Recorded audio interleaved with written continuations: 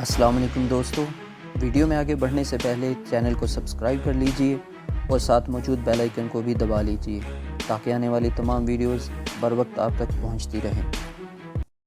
लेकिन फिर एकदम रिसीवर पर उनकी आवाज़ गूंजी और मैं हैरान रह गया। वो हीर पढ़ रही थी, लेकिन पूरी आवाज़ से नहीं। उन्होंने अपनी आवाज़ बारीक कर ली थी।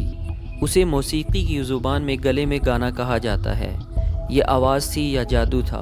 मैं धड़कते दिल के साथ सुनता रह गया। हीर आँखें जोगिया झूठ बोले,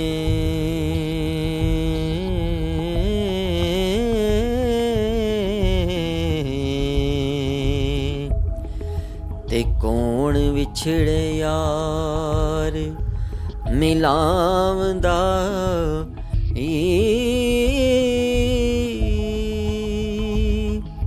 ऐसा कोई ना मिलिया मैं ढूंढ थकी हो।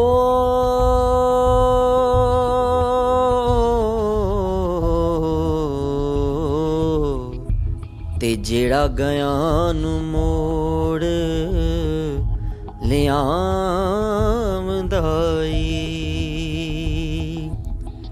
एक जट दे खेत नू अग लगी, वेखां आण के कदों बुझावंदा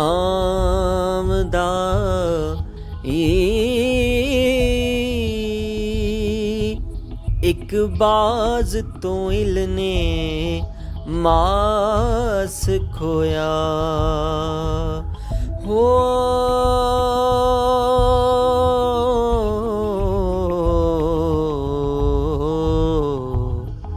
ते वेखां आण के कदों छुड़ावंदा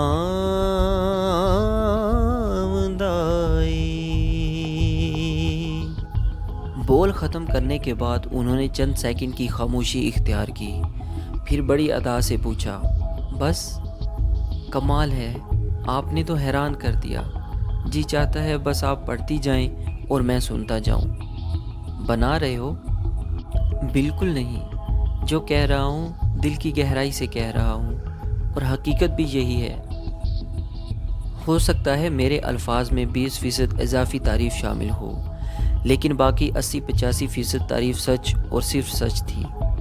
प्लीज़ थोड़ा सा और सुनाएं, मैंने रुमानी लहजे में कहा। रस्मी पसो पेश के बाद उन्होंने चंद शेर पढ़े, फिर आखिर में फिर उसी अदा से पूछा, बस? उनकी ये सवालिया बस एक मीठे तीर की तरह दिल में लगती थी।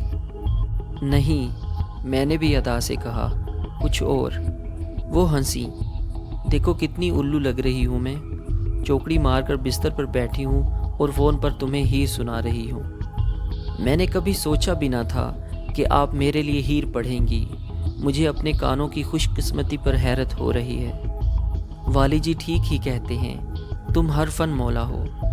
शायरों जैसी बातें भी करते हो, डंडा सोटा भी चलाते हो, रज के मजाकिये भी हो और तुम्हारी दवाएं भी असर दिखाती हैं।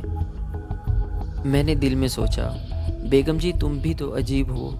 वाली जी से मोहब्बत भी करती हो, नमाज रोज़े का भी ख्याल है और तुम्हारी आंखों से मेरे लिए वो पैगाम भी नशर होते हैं जिनकी खूबसूरती पर 100 जान से फ़िदा होने को दिल चाहता है। उस रात मेरे और बेगम जी के दरमियान करीबन 5 घंटे तक बात हुई। जी हाँ, पूरे 5 घंटे। ये उन दिनों की बात है जब मोबाइल वगैरह का कहीं तसव्वुर भी नहीं था। उन 5 घंटों में उन्होंने मुझे कई बार हीर सुनाई और आखिर में हर बार बड़ी जानलेवा अदा से पूछा, बस?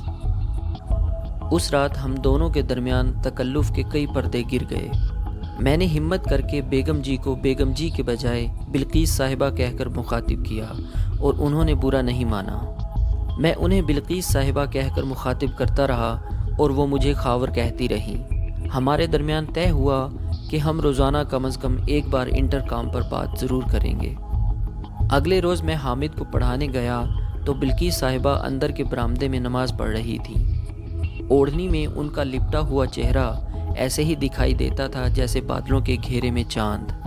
میں ان کی بس ایک جھلک دیکھ کر حامد کی طرف متوجہ ہو گیا۔ کچھ دیر بعد تاجو میرے لیے گاجر کا حلوہ لے آئی، ساتھ میں نیم گرم اور نیم سرخ دودھ سے لبالب بھرا ہوا گلاس۔ حامد اب پہلے سے کافی سدھر گیا تھا۔ وہ اب تک مجھے تم کہہ کر بلاتا تھا، مگر اب آپ کہنے لگا تھا۔ کل اسے مجھ سے تھوڑی جھڑکیاں پڑی تھیں، مگر آج اس نے اچھا کام کیا تھا اور تختی بھی صحیح لکھی تھی۔ میں نے اسے شاباش دی اور اپنے ساتھ لگا کر پیار کیا۔ وہ کچھ زیادہ ہی بے تکلف ہو گیا اور میری گود میں چڑھ بیٹھا۔ دروازے کی اوٹ سے بیگم بلقیس حامد اور میرا لاڈ دیکھ رہی تھیں اور خوش ہو رہی تھیں۔ اچانک حامد کی کوہنی سے میری کلائی کا گھرنٹ چھل گیا۔ میں نے جلدی سے آستین چڑھائی۔ یہ میرے جذباتی پن کا وہ زخم تھا جو لالٹین کے ساتھ داغے جانے سے آیا تھا۔ زخم سے خون رسنے لگا۔ حامد بھی پریشان ہو گیا۔ بلقیس اندر آئیں۔ کیا ہوا خاور؟ یہ خون کیسے نکلا؟ میں نے انہیں زخم دکھایا۔ یہ کیسے ہوا؟ انہوں نے درد مندی سے پوچھا۔ مجھے ان کے سوال کا مزہ آیا۔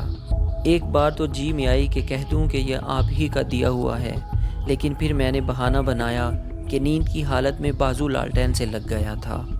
انہوں نے اندر سے لال دوار لا کر دی۔ جب وہ مجھے دوا تھما رہی تھیں، ان کی انگلیاں میری انگلیوں سے ٹکرائیں اور جسم میں سنسنی کی عجیب سی لہریں دوڑ گئیں۔ میں نے خود ہی زخم پر دوا لگائی اور آستین اڑس لی۔ رات پھر سور پر تھی، طویل، سرد اور بھیدوں بھری رات۔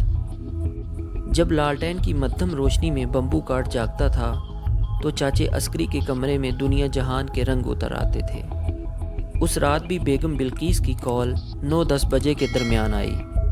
میں حسب معمول چاچے عسکری کے کمرے میں تھا۔ ساتھ والا کمرہ خالی تھا کیونکہ وہ میرا تھا۔ دوسری طرف والے کمرے میں ہیڈ مالی گلاب دین اور اس کا بیٹا گلزار ہوتے تھے۔ گلزار کی ڈیوٹی آج کل گاؤں سے باہر مچھلی کے تالاب پر لگی ہوئی تھی۔ گلاب دین بہت اونچا سنتا تھا۔ مجھے مطلق فکر نہیں ہوئی تھی کہ میری دھیمی آوازیں کسی کے کانوں تک پہنچیں گی۔ پھر بھی احتیاطاً کسی وقت میں لحاف کے اندر منہ گھسا لیتا۔ اس رات بھی ہم نے محو ہو کر گفتگو کی۔ حوصلے آہستہ آہستہ بڑھتے جا رہے تھے۔ میری درخواست پر بیگم بلقیس نے پھر اپنی مدھر آواز کا جادو جگایا۔ یقیناً انہیں تسلی تھی کہ ان کی آواز نہیں سنی جا سکتی، ورنہ وہ ایسا رسک کیوں لیتی۔ میں نے تہہ دل سے ان پر داد و تحسین کے ٹوکرے برسائے۔ 3 گھنٹے کی مسلسل گفتگو کے بعد میری کمر اکڑ گئی۔ میں نے بستر پر نیم دراز ہو کر پھولدار لحاف اپنے اوپر لے لیا۔ لحاف کے اندر ان کی آواز ابھری تو لگا جیسے وہ میرے ساتھ ہی لحاف کے اندر ہیں۔ آپ کہاں ہیں؟ میں نے پوچھا۔ بستر پر آدھی لیٹی ہوئی ہوں، پاؤں انگیٹھی کے اوپر ہیں۔ اور تم؟ میں بھی لیٹ گیا ہوں لحاف کے اندر۔ یوں لگ رہا ہے جیسے آپ بھی لحاف کے اندر سے ہی بول رہی ہیں۔ وہ ہنس پڑیں۔ ہم دیر تک باتیں کرتے رہے۔ ان باتوں میں ایک طرح کا موج اور بہاؤ تھا جو بتدریج گفتگو کو ایک خاص طرف لے جا رہا تھا۔ اب ہمیں بات کرتے ہوئے 5 گھنٹے ہو چکے تھے۔ تم بھی گا سکتے ہو؟ انہوں نے سوئے سوئے لہجے میں پوچھا۔ نہیں، میں نے جواب دیا۔ تم تو ہر فن مولا ہو، ضرور گاتے ہوگے، مگر اتنی ہمت نہیں کہ بلقیس صاحبہ کے سامنے گا سکوں، میں نے کہا۔ وہ خاموش ہو گئیں۔ ان کی سانسوں کی آواز ریسیور پر سنائی دیتی تھی۔ شاید میری سانسوں کی آواز بھی جاتی ہوگی۔ کئی سیکنڈ کے بعد میں نے کہا، آپ کی باتوں کی طرح آپ کی خاموشی بھی اچھی لگتی ہے، تو ٹھیک ہے، بند کر دیتی ہوں۔ نہیں، دور ہونے والی خاموشی نہیں، پاس رہنے والی خاموشی، میں نے بوجھل لہجے میں کہا۔ اچھا، چلو کچھ دیر خاموش ہو جاتے ہیں، وہ بولی۔ ہم خاموش ہو گئے، ایک دوسرے کی قربت کو محسوس کرتے رہے، ایک دوسرے کی سانسوں کی آہٹ سنتے رہے۔ یکا یک میرے اندر کچھ ہونے لگا، کوئی لہر سی چلنے لگی۔ میں بولا تو میری آواز جذبات کے بوجھ تلے لرز رہی تھی۔ میں نے کہا، کیا ایسا نہیں لگتا کہ ہم ایک دوسرے کے پاس ہیں؟ دوسری طرف مکمل خاموشی تھی۔ کیا آپ کو میری آواز آئی؟ میں نے کہا۔ انہوں نے اسبات میں جواب دیتے ہوئے صرف ہاں کہا۔ تو آپ نے جواب نہیں دیا؟ ایسی بات کا بھلا کیا جواب ہو سکتا ہے؟ دوسری طرف سے کہا گیا۔ اچھا اللہ حافظ، میں نے لرزہ لہجے میں کہا اور انٹرکام بند کر دیا۔ مجھے ڈر محسوس ہوا کہ اگر گفتگو جاری رہی تو وہ کہیں کوئی سخت بات نہ کہہ دیں۔ میں بستر پر چت لیٹ گیا، دل میں میٹھا میٹھا سا درد چٹکیاں لے رہا تھا۔ آج جو پیش رفت ہوئی وہ ناقابل یقین تھی۔ آج سے 3-4 ماہ پہلے میں کسی ایسی صورتحال کے بارے میں سوچ بھی نہیں سکتا تھا، لیکن ابھی کچھ دیر پہلے میری آخری کارروائی کا رد عمل کیا ہوا ہے اس کے بارے میں میں یقین سے کچھ نہیں کہہ سکتا۔ اگلے روز میں حامد کو پڑھانے بھی نہ جا سکا۔ ایک طرح کی خوف آمیز جھجک تھی جو بلقیس صاحبہ کا سامنا کرنے سے روک رہی تھی۔ پتہ نہیں تھا کہ ان کا رویہ کیا ہونا ہے۔ اگر ان کی کسی بات سے مجھے رنج پہنچتا تو شاید میرے لیے یہاں راجوال میں رہنا بھی مشکل ہو جاتا۔ ان معاملوں میں بے حد حساس واقع ہوا تھا۔ رات کو ان کی کال بھی نہیں آئی۔ کال کے نہ آنے سے دل میں مزید وسوسے جاگے، کہیں میں حد سے آگے تو نہیں بڑھ گیا۔ اس سے اگلے روز میں حامد کو پڑھانے تو گیا، مگر بلقیس صاحبہ سے آمنا سامنا نہیں ہوا۔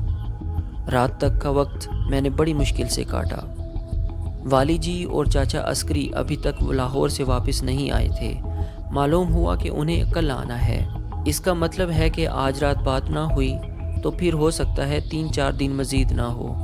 میں نے 9 بجے سے ہی کال کا انتظار کرنا شروع کر دیا۔ دیہات میں 9 بجے کا وقت کافی سمجھا جاتا ہے۔ 10 بجے اور پھر 11 بھی بج گئے۔ ٹرانزسٹر پر گانوں کا فرمائشی پروگرام بھی ختم ہو گیا۔ کچے فرش پر سگریٹ کے کئی ٹکڑے جمع ہو چکے تھے۔ میرا پیمانہ صبر لبریز تھا۔ میں نے سوچا میں خود کال کر لیتا ہوں۔ میرے ہاتھ ریسیور کی طرف بڑھے ہی تھے کہ گھنٹی بج اٹھی۔ انٹرکام کی الیکٹرانکس گھنٹی عام ٹیلی فون کی گھنٹی سے مختلف ہوتی ہے۔ میں نے ریسیور اٹھایا۔ دوسری طرف بلقیس صاحبہ تھیں۔ السلام علیکم، انہوں نے مخصوص لہجے میں کہا۔ وعلیکم السلام، میں نے سکھا سانس لیا اور اس کے ساتھ ہی کہا، میں کل آپ کا انتظار ہی کرتا رہا۔ کل پھر ترنجن تھا۔ ساتھ والے پنڈ سے 2-4 سہیلیاں آئی ہوئی تھیں۔ پہلے چرخہ چلتا رہا، پھر ٹپے گائے جانے لگے۔ میں نے سوچا اگر جلدی ختم ہو گیا تو تم سے بات کروں گی، مگر وہاں تو ایسا سلسلہ شروع ہوا کہ رکنے کا نام ہی نہیں لیا۔ مغلوں کی 2 کڑیوں کے درمیان تیزی سے کروشیا چلانے کا مقابلہ شروع ہو گیا۔ وہ شور پڑا کہ کچھ نہ پوچھو۔ آخر میں خالہ برکتیں نے بات شروع کر دی۔ پھولا بادشاہ زادی کی بات۔ کہانی اتنی لمبی تھی کہ فجر کی بانگیں ہو گئیں اور ککڑ بولنے لگے۔ چلو آپ نے تو خالہ برکتیں کی بات سن لی، میں تو بغیر بات کے ہی آخری پہر تک جاگتا رہا۔ ویسے میں بھی پریشان تھی۔ کیوں؟ تم حامد کو پڑھانے بھی تو نہیں آئے تھے، مجھے لگا کہ تم شاید ناراض ہو گئے ہو۔ انہوں نے جذبات سے بوجھل لہجے میں کہا۔ کس بات پر ناراض؟ وہ شرمیلے انداز میں ہنسی۔ اسی بات پر۔ کچھ بتائیں گی تو پتہ چلے گا۔ وہ کچھ دیر خاموش رہ کر بولی، میں نے تمہارے سوال کا جواب جو نہیں دیا تھا۔ دل میں پھل جڑیاں سی چھوٹ گئیں۔ ان کا اشارہ پچھلی گفتگو کے آخری لمحوں کی طرف تھا۔ چلیں کوئی بات نہیں، میں نے فراخ دلی سے کہا۔ اس رات بھی ہماری بے تکلف گفتگو جاری رہی۔ جیسا کہ میں نے کہا ہے، یہ ایک بہاؤ سا تھا جس میں ہم بہتے چلے جا رہے تھے، یہ جانتے بوجھتے بھی کہ یہ بالکل غلط راستہ ہے۔ گفتگو کے دوران میں ایک جگہ اچانک بیگم بلقیس خاموش ہو گئیں۔ میں کتنی دیر ہیلو ہیلو کرتا رہا مگر آواز نہیں آئی، بس قدموں کی چاپ سنائی دیتی رہی۔ کچھ دیر بعد دوبارہ رابطہ ہوا۔ میرے پوچھنے پر انہوں نے بتایا، پائیا جی آ گئے تھے، آدھی رات کو حقے کی چلم کے لیے گڑ ڈھونڈتے پھر رہے تھے۔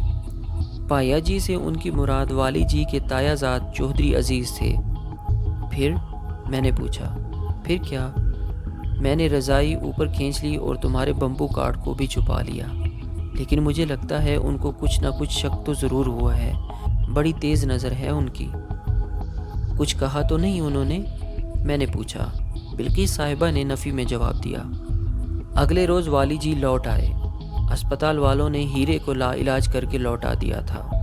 ہیرا واقعی کافی بوڑھا ہو چکا تھا، اب بیمار ہو کر اور بھی بوڑھا نظر آنے لگا تھا۔ اس کے چہرے کی کھال لٹکی ہوئی تھی اور بڑی بڑی آنکھوں میں ایک اندھیرا سا اترتا دکھائی دیتا تھا۔ شاید والی جی کی طرح والی جی کے اس شاندار کتے کے بھی اچھے دن گزر چکے تھے۔ کتے کے لیے ایک ویٹرنری ڈاکٹر لاہور سے کتے کے ساتھ ہی آیا تھا۔ اس نے کتے کے کمرے میں 2 انگیٹھیوں کا انتظام کیا، زمین پر موٹا نمدہ بچھوایا اور دیگر انتظامات کیے۔ ایک لحاظ سے یہ سب کچھ اس لیے تھا تاکہ ہیرے کے آخری چند دن اچھے طریقے سے گزریں۔ دوستو، آج تک کے لیے اتنا ہی، ملتے ہیں اگلی قسط میں، تب تک کے لیے اپنا خیال رکھیے، اللہ حافظ۔